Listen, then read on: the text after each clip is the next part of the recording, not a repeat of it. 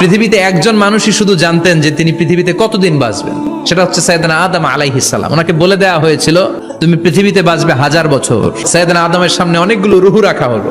সাইয়েদনা আদম বললেন এরা কারা? আল্লাহ বললেন তোমার বংশধর। সাইয়েদনা আদম বললেন আল্লাহ ওই যে একটা রুহু দেখা যায় এটার নাম কি? এটা তোমার ছেলে দাউদ, সে দুনিয়াতে নবী হয়ে আসবে। সাইয়েদনা আদম বললেন মাবুদ আমার ছেলে দাউদের কত বছর হায়াত আপনি দিয়েছেন? আল্লাহ বললেন মাত্র 40 বছর। সাইয়েদনা আদম বললেন মাবুদ এত ফুটফুটে সুন্দর আমার ছেলে দাউদ মাত্র 40 বছর দিলেন কেন? আল্লাহ আপনি বাড়ায় দেন, আল্লাহকে বাড়ানো যাবে না, লেখা হয়ে গেছে। সাইয়েদনা আদম বললেন আমার 1000 বছর থেকে 60 বছর আমি আমার ছেলেরে দিয়ে দিলাম। আর আদম আলাইহিস সালাম পেয়েছিলেন 1000 বছর, 60 কমে গেলে রইল কত? 940 বছর পৃথিবীতে থাকার পরে মালাকুল মাউত চলে এসেছে। এসে বলল জিতু আন আকবাদা রূহাক, রূহ কবজ করতে আসছি। আদম আলাইহিস সালাম বললেন রূহ কবজ করতে আসছো মানে? আমি বাঁচবো তো 1000 বছর। মালাকুল মাউত বললেন না না, ওই যে আগের কথা স্মরণ করেন আপনি 60 বছর দিয়া দিয়েছিলেন। কয় না আমি দেই নাই।